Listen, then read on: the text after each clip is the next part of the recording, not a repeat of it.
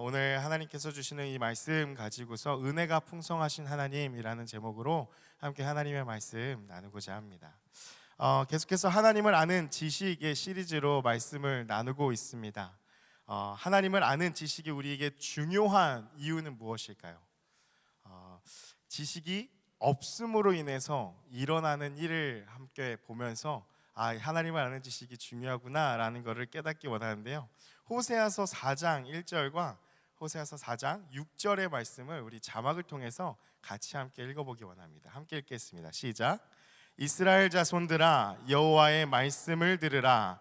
여호와께서 이 땅 주민과 논쟁하시나니 이 땅에는 진실도 없고 인애도 없고 하나님을 아는 지식도 없고. 6절 말씀입니다.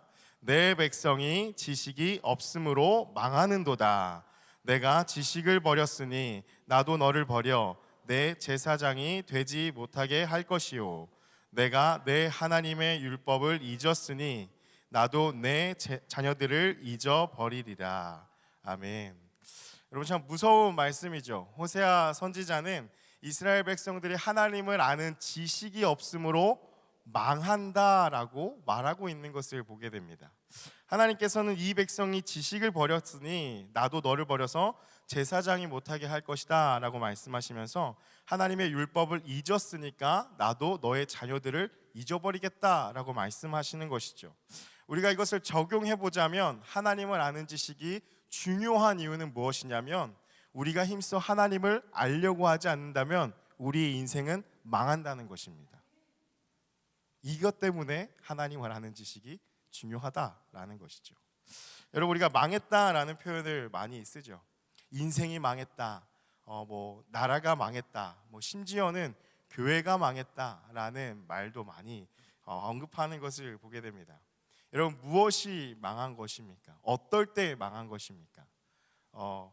돈이 없어서 가난해져서 우리 인생이 망하게 됩니까? 혹은 정치가 혼란스러워서 나라가 망하게 되는 것입니까? 혹은 교회에 사람이 없어서 교회가 망하게 되는 것입니까?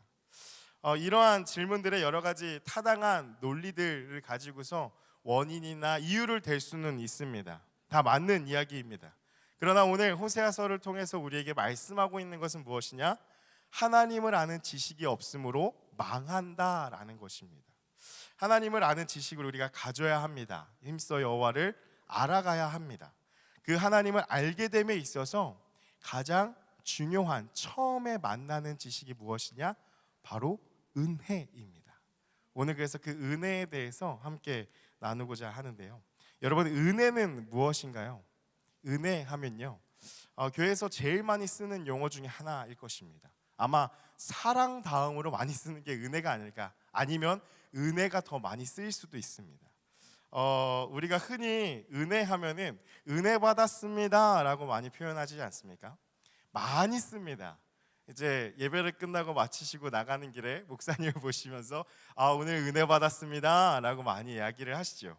여러분, 근데 우리가 쓰고 있는, 우리가 많이 표현하는 이러한 의미, 속뜻을 사실 살펴보면은 은혜 받았다라는 것을 정확하게 알고 그것을 가지고 표현하기보다는 사실 이러한 말들을 조금 대신해서 표현하는 것이죠. 감동이 좀 있었습니다. 오늘 좀 깨달음이 있었습니다.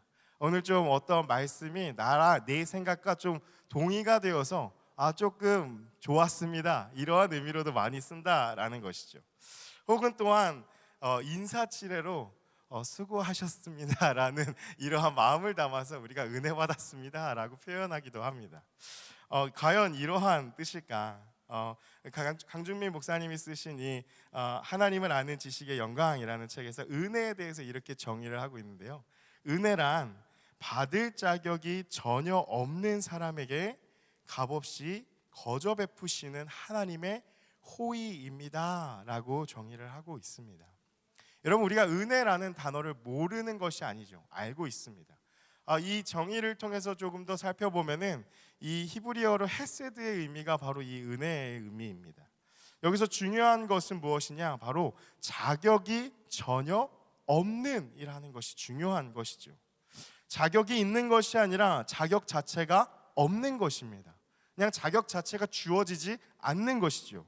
조금이라도 긍휼을 입을 수 있는 자격 자체가 없는데 하나님께서는 그러한 무자격자에게 그냥 없게 하시는 것이 아니라 무자격자에게 최고의 호의를 베풀어 주시는 것, 그것이 은혜라고 정의하고 있다라는 것이죠.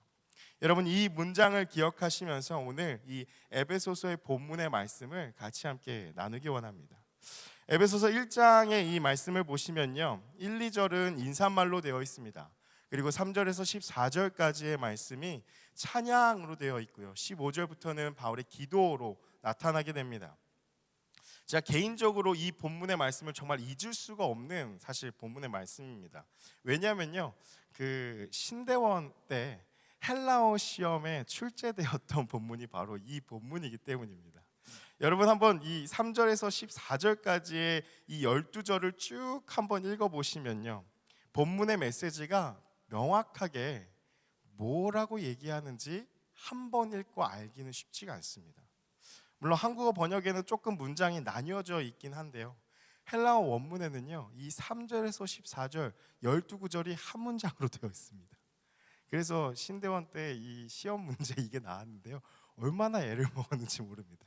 이런 문장의 성분, 구성 요소를 조금 파악하고 콤마가 좀 찍혀 있고 마침표가 좀 찍혀 있어야지 아 이게 이런 뜻이지 이러면서 유추를 해나가면서 이거 풀 수가 있는데 한 문장으로 되어 있다 보니까 정말 애를 먹었습니다. 그래서 시험의 출처는 알았으나 에베소서 말씀이구나, 그러나 결과는 비밀입니다. 이외 3절에서 14절까지의 말씀이 왜 이렇게 나와 있느냐, 마치 이런 뉘앙스인 것이죠. 바울이 인사말이 끝남과 동시에 하고 싶은 말이 많았던 것이죠. 그래서 하고 싶은 말을 막 쏟아낸 것 같은 그런 뉘앙스가 바로 이 3절에서 14절까지의 이 이야기입니다. 그가 그토록 하고 싶었던 이야기가 무엇이었을까요? 바울은 처음에 하나님을 찬양함으로 시작되어집니다. 3절을 보시면은 찬송하리로다 하나님으로 시작하면서 하나님께서 우리에게 행하신 그 일들에 대해서 거침없이 막 이야기를 해나가기 시작합니다. 바울이 먼저 이야기하는 것은 3절 말씀 보시면은 하나님이 우리에게 하늘에 있는 신령한 복을 주셨다라고 이야기를 합니다. 땅의 것이 아닙니다. 우리의 기준의 복이 아니라 하늘에 있는 신령한 복을 우리에게 주셨다라는 것이죠. 그래서 하나님, 또 우리 주, 그리고 예수 그리스도의 아버지, 이 하늘에 속한 모든 신령한 복을 이 하나님께서 주셨다라고 합니다. 그럼 신령한 복은 무엇이냐? 4절과 5절과 6절, 7절에 이렇게 나와 있는데요, 4절 말씀 보시면요, 신령한 복은 창세전에 그리스도 안에서 우리를 택하신 것이다.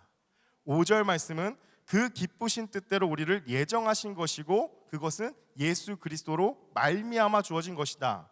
그리고 신령한 복은 6절에 그가 사랑하시는 자 안에서 우리에게 거저 주신 것이다.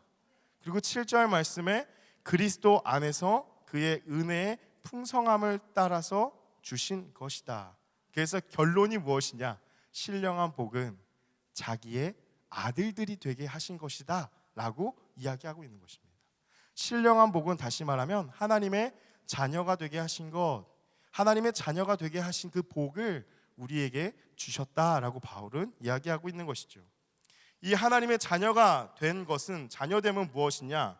또 4절과 6절, 7절에 이렇게 볼 수 있는데요, 4절 말씀 보시면은 하나님의 자녀가 된다라는 것은 거룩하고 흠이 없는 것이다. 그리고 6절에 그의 은혜의 영광을 찬송하는 것이다. 그리고 7절 말씀에 그의 피로 속량 곧 죄 사함을 받은 것이 바로 하나님의 자녀됨이다 라고 이야기를 하고 있다라는 것입니다. 바울이 정말 이렇게 정리를 했다면 저는 헬라어를 열심히 잘할 수 있었을 텐데 그냥 거침없이 이야기하기 바빴던 것이죠. 바울의 마음 가운데 이 복음의 진리, 이 하나님의 아들들, 이 신령한 복을 너희가 알기 원하고 이것을 나누기를 원했던 그 마음으로 바울이 거침없이 내뱉었던 것입니다. 바울은 하나님을 찬양하는데 그 이유는 우리에게 신령한 복을 주셨기 때문이고 이 신령한 복은 하나님의 자녀가 되게 하신 것이라고 이야기를 합니다. 하나님의 자녀가 된 것에 대해서 바울이 3절에서 7절 말씀에 계속해서 반복이 되어지는 것이 있습니다. 3절부터 7절 말씀 보시면요, 3절에 그리스도 안에서, 4절에 그리스도 안에서, 5절에 예수 그리스도로 말미암아, 6절에 그가 사랑하시는 자 안에서, 7절에 그리스도 안에서. 계속해서 바울이 말을 할 때마다 언급하는 것이죠. 그리스도 안에서 은혜의 풍성함을 따라, 그리스도 안에서, 그리스도 안에서, 예수 안에서, 예수 안에서, 예수 안에서 우리가 자녀되었다라는 것을 계속해서 말하고는 것입니다. 우리가 하나님의 자녀된 것은 바로 예수 그리스도로 말미암아 된 것이고, 이것은 6절과 7절 말씀에 우리에게 거저 주시는 바, 그리고 그의 은혜의 풍성함을 따라 얻게 된 것이라고 이야기를 합니다. 다시 말하면 예수 그리스도로, 예수 그리스도 안에서 하나님께서 베풀어 주신 은혜로 말미암아 바로 우리가 하나님의 자녀 되었다라는 것을 바울이 이야기하고 있다라는 것이죠. 오늘 그 은혜라는 개념, 여러분, 이 개념이 정말 중요합니다. 그래서 오늘 함께 나누고자 하는 것은 바로 은혜를 받았다 함이 과연 무엇인가, 그리고 사람이 은혜를 받으면 어떻게 되는가, 은혜를 받은 자의 이 특징, 하나님을 정말 만난 자의 특징에 대해서 세 가지를 함께 나누고자 합니다. 여러분, 첫 번째 특징인데요, 함께 따라서 읽어보겠습니다. 은혜를 받으면 내가 죄인임을 깨닫게 됩니다. 우리 7절 말씀 같이 함께 읽어보기 원합니다. 7절 말씀 우리 다시 한번 읽겠습니다. 시작. 우리는 그리스도 안에서 그의 은혜의 풍성함을 따라 그의 피로 말미암아 속량 곧 죄 사함을 받았느니라. 아멘. 그의 은혜의 풍성함을 따라서 그의 피로 말미암아 속량 곧 죄 사함을 받았다라고 7절의 말씀에 이렇게 이야기를 하고 있습니다. 여러분, 사람이 어떻게 자신을 알 수 있죠? 사람이 스스로의 얼굴을 볼 수가 있습니까? 없습니까? 없습니다. 사람이 스스로의 얼굴을 보기 위해서는 거울이라는 매체가 필요하죠. 그 거울을 통해서 내 얼굴이 이렇게 생겼구나 라고 알게 됩니다. 그래서 날마다 거울 앞에 서서 감사하시는 분도 계실 거고, 하나님 왜 이렇게 지으셨습니까? 라고 생각하시는 분도 계시겠지만, 우리는 다 하나님께서 만드신 걸작품인 줄 믿습니다. 할렐루야. 아멘. 아멘. 자신이 없으십니다. 마찬가지로 내가 누구인지를 어떻게 인식하고 살아가는가, 그것은 바로 타인을 통해서, 다른 사람을 통해서 나를 알 수가 있다라는 것이죠. 또한 내 눈에 보이는 것들, 내 귀에 들리는 것들, 곧 다른 사람, 이 세상을 통해서 그것을 기준 삼아서 우리는 우리 자신을 알아가려고 한다라는 것입니다. 그렇기 때문에 우리는 때로는 그 세상의 기준으로 내가 어떤 사람인지를 알기 때문에 그 세상의 기준보다 조금 더 높으면 우리는 우월감을 가집니다. 때로는 그 기준보다 조금 낮으면 우리는 열등감을 갖고 그렇게 사로잡혀서 살아가게 되는 것이죠. 오늘날 우리 신앙에 있어서 가장 심각한 문제가 바로 여기서 발생한다라는 것입니다.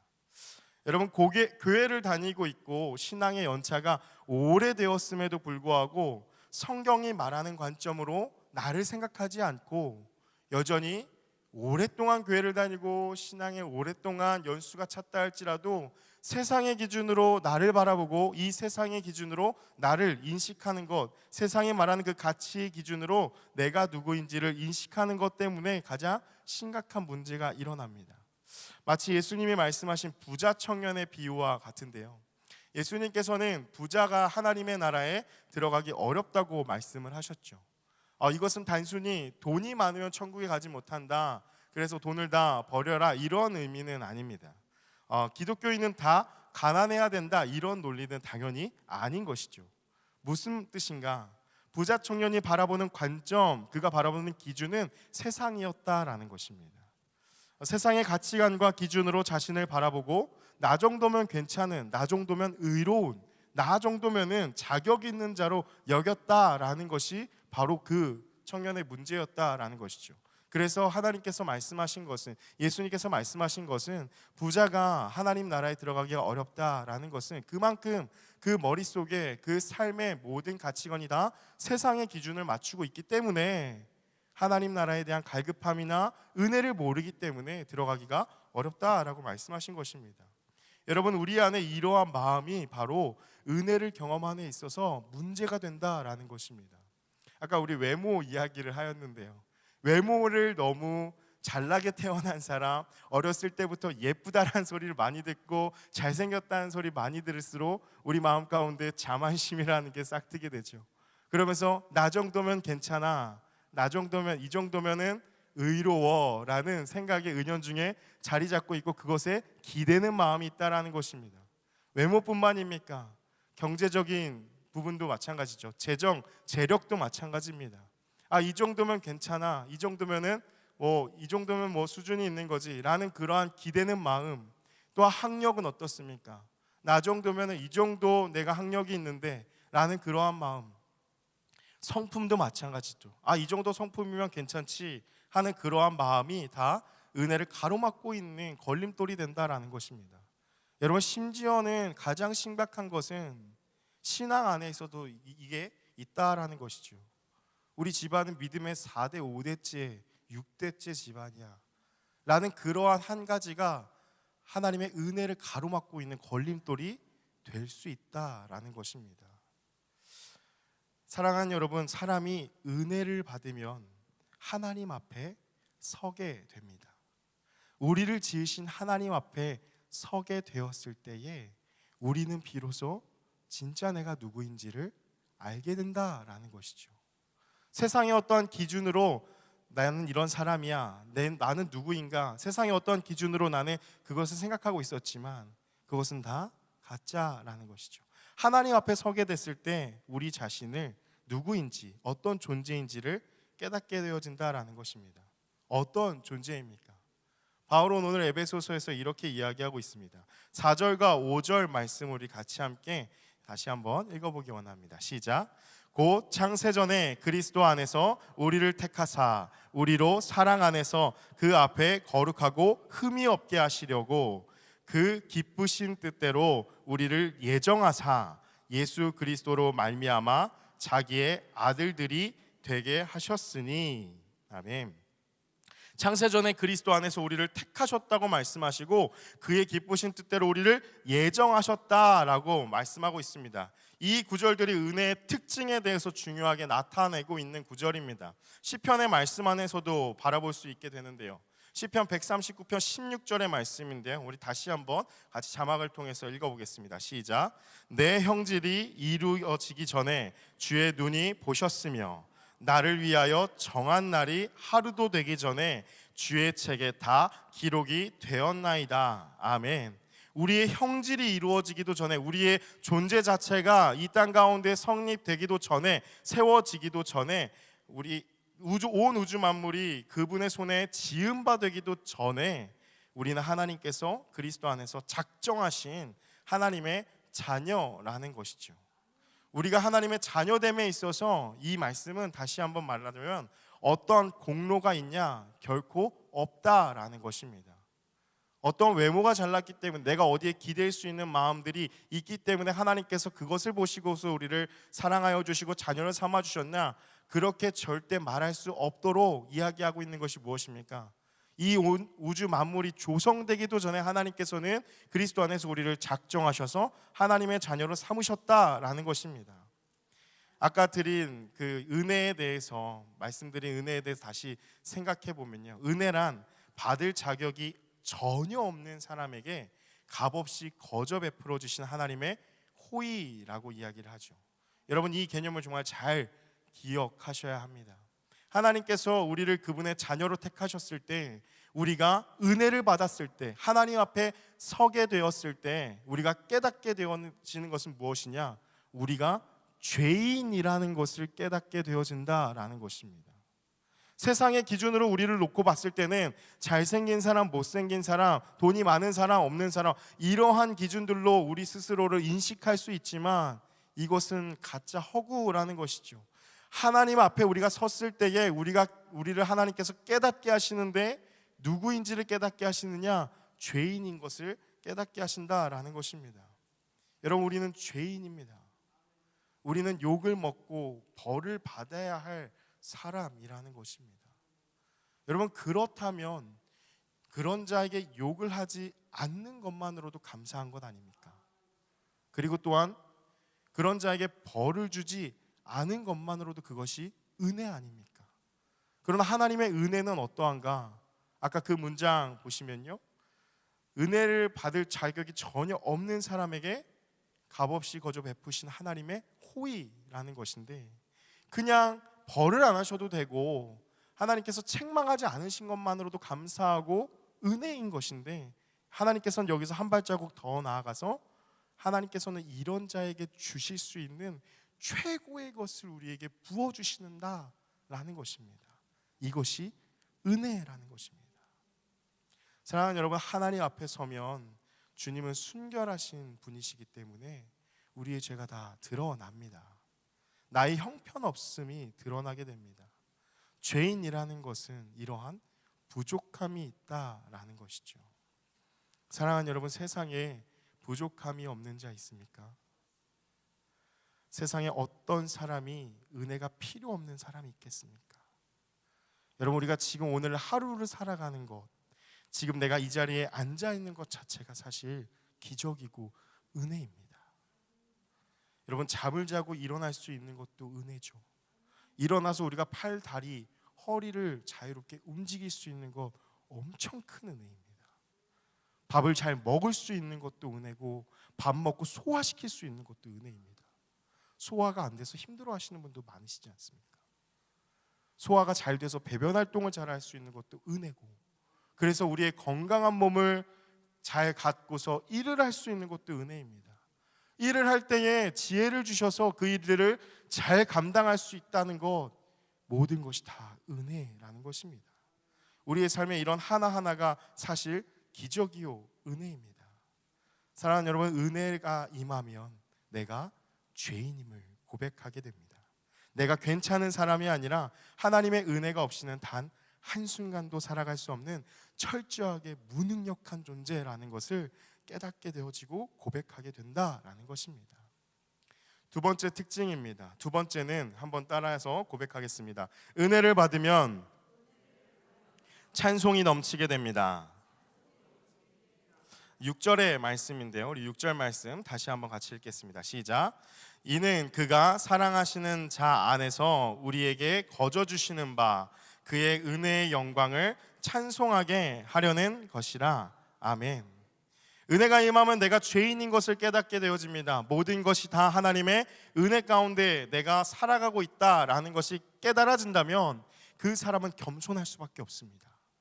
그 사람은 죄 사함을 받은 자이기 때문에, 의롭다함을 얻은 자이기 때문에 그가 하는 것은, 그가 마땅히 할 수 있는 것은 찬송밖에 없다라는 것입니다.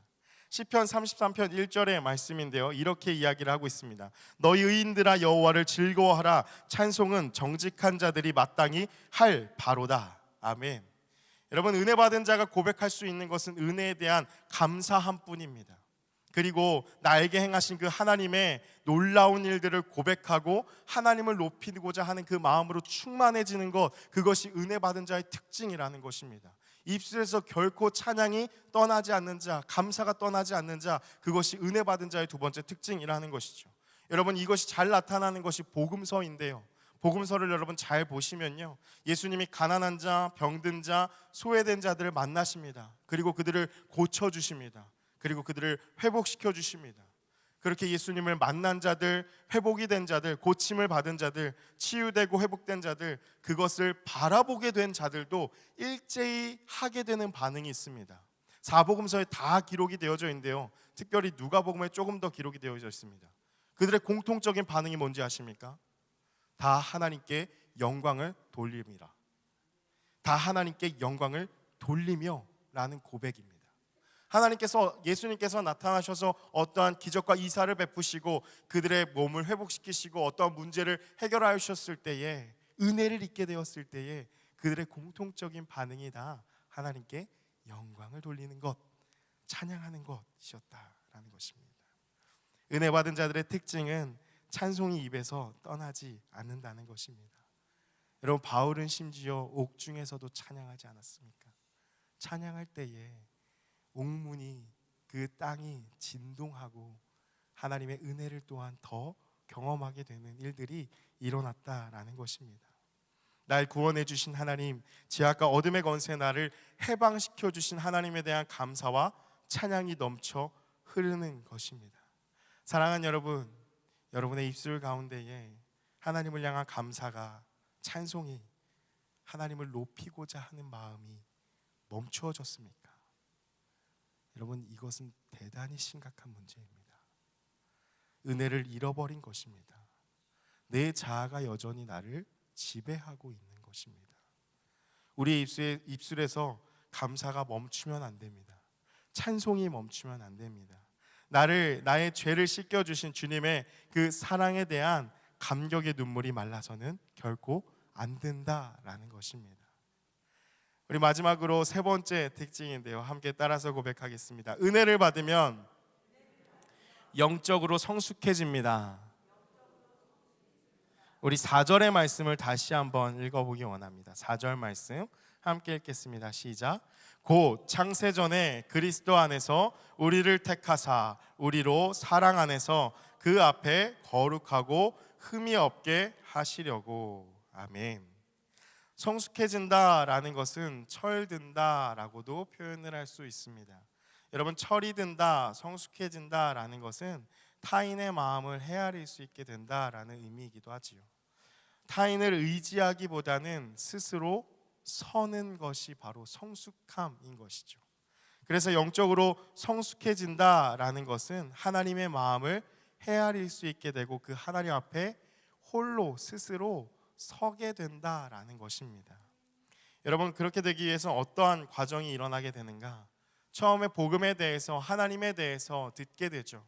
그 하나님을 들었을 때는 하나님을 마치 저 멀리 계신 분으로 알게 됩니다. 하나님은 저 멀리 계시고 나랑 좀 상관이 없는 분으로 생각을 하게 되어지죠. 그래서 그렇게 설교를 하고 있는 어떤 목사님의 하나님, 그렇게 이야기를 하고 있는 어떤 부모님의 하나님, 혹은 친구의 하나님으로 우리는 생각을 하게 되어집니다. 누군가의 하나님이 이렇게 된다라는 것이죠. 그러나 성숙해진다라는 것은 누군가의 하나님이 아니라 바로 나의 하나님. 지난 수요일에 담임 목사님 통해서 다윗이 고백하였던 것처럼 나의 하나님이 되어진다라는 것입니다. 여러분, 은혜를 경험하며 하나님의 마음을 알게 됩니다.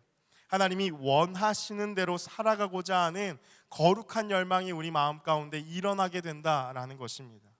은혜를 받으면 나의 모습, 나의 더럽고 추한 죄인된 모습에 직면하게 되기 때문에 더 이상 하나님의 은혜를 경험하기 전에 행했던, 하나님을 만나기 전에 했었던 더럽고 순전하지 못한 행동에 대해서 하지 않으려고, 그것이 부끄러워지고 거부 반응이 들게 된다라는 것입니다.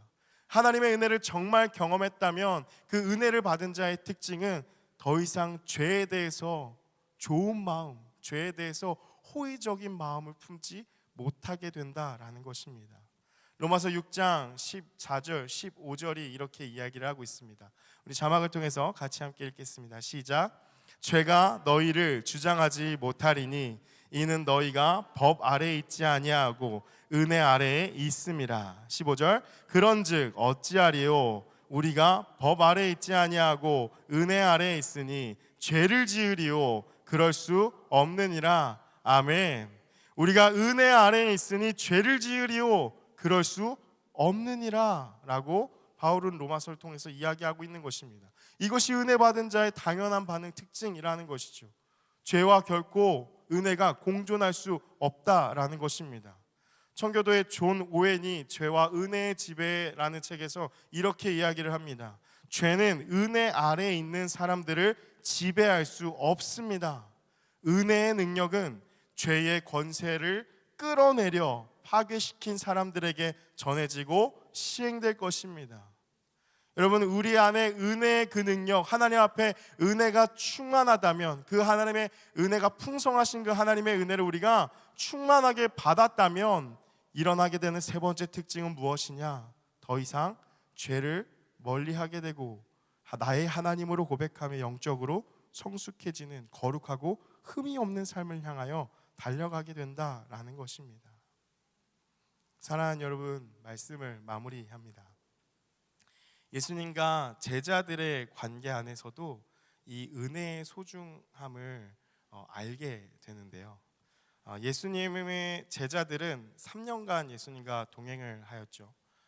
그들이 예수님과 동행함으로 경험한 것이 바로 무엇이었느냐? 은혜였다라는 것입니다. 예수님과 함께 동행함으로 그들은 내가 누구인지를, 그들이 누구인지를 깨달았다라는 것이죠. 죄인인 것을 깨닫고 그리고 하나님을 찬양하는, 하나님께 영광 돌리는 삶을 살았다라는 것입니다. 영적으로 성숙해가는 과정이 있었다라는 것이죠. 그런데 그것이 언제 무너지게 됩니까? 예수님이 십자가에 달려 죽으시게 될 때에 제자들 곁에서 떠나시게 되니까 베드로의 반응이 무엇이었죠? 나는 물고기 잡으러 가노라 하고 다시 삶의 자리로 떠나버리는 것입니다. 예수님이 부활하시고 성령을 선물로 주시니까 제자들은 그 성령을 통해서 하나님의 은혜를 다시 한번 경험하게 되고, 그 은혜가 충만하게 되니까 제자들의 삶이 어떻습니까? 삶을 다 내던져서 복음을 전하는 삶으로 살아간다라는 것입니다. 여러분, 서두에 언급한 대로 우리 인생에 많은 문제들이 있습니다. 해결할 수 없는 많은 문제들이 있습니다. 나라의 문제가 있습니다. 우리 교회 공동체에 문제가 있습니다. 여러분, 나름대로 논리적으로 원인들을 분석하고 결론을 낼 수 있습니다. 그러나 가장 근본적인 그 이유는 무엇이냐? 오늘의 에베소서의 말씀을 통해서 보았을 때에 하나님을 아는 짓이 은혜가 없기 때문이라는 것입니다. 은혜에서 멀어지면 마귀가 역사합니다. 은혜에서 멀어지면 분란이 일어납니다. 은혜를 잃어버리면 불평이 일어납니다. 사람은 은혜가 필요한 존재이기 때문입니다. 사랑하는 여러분, 우리가 날마다 구해야 하는 것은 바로 그 하나님의 은혜입니다. 늘 구하여도 부족함이 없습니다. 하나님, 나에게 은혜를 주시옵소서. 은혜 충만하게 하여 주시옵소서. 내가 누구인지를 깨닫고 내가 죄인인 것을 깨닫게 되어지고 내가 감사할 수 있게 되고 내 입술에 찬송이 떠나지 않게 되고 영적으로 성숙하여져서 날마다 남의 하나님이 아니라 멀리 계신 하나님이 아니라 나의 하나님을 부르짖을 수 있는 하나님 은혜를 나에게 달라고 날마다 기도해야 한다라는 것입니다. 사랑하는 여러분, 우리가 지금 살아가는 것 자체가 이미 은혜입니다. 세상의 기준으로 볼 때, 율법의 잣대로 볼 때 마귀가 보기에는 우리의 존재 자체는 교회를 나올 수 없는 것, 천국에 가는 것 다 불공정한 일입니다. 어떻게 죄인이 천국에 가고 교회를 나올 수 있고 예배를 드릴 수 있고 하나님 앞에 설 수 있겠냐라는 것이죠. 지금 복음을 들은 것이 은혜고 예수를 믿을 수 있는 것이 은혜고 교회를 나올 수 있는 것이 은혜고 예배를 드리며 하나님 앞에 나아갈 수 있는 것, 이것이 은혜이고 기적이지 다른 게 기적이겠습니까? 나 같은 죄인을 살리신 것이 은혜고 전부 은혜이지 않습니까? 여러분, 우리가 회복해야 할 것은 바로 이 은혜입니다. 오늘 이 시간에 함께 기도하시면서 하나님, 나에게 새로운 은혜를 부어주시옵소서. 깨닫게 하여 주시옵소서. 앞으로 나의 인생이 이전과는 비교할 수 없는 강력한 주님의 그 은혜 아래 하나님, 내가 붙잡힌 바 되어 살아가는 내 삶이 될 수 있게 해달라고, 그렇게 우리 찬양하고 기도하는 시간이 되었으면 합니다. 우리 함께 고백하기 원합니다. 나를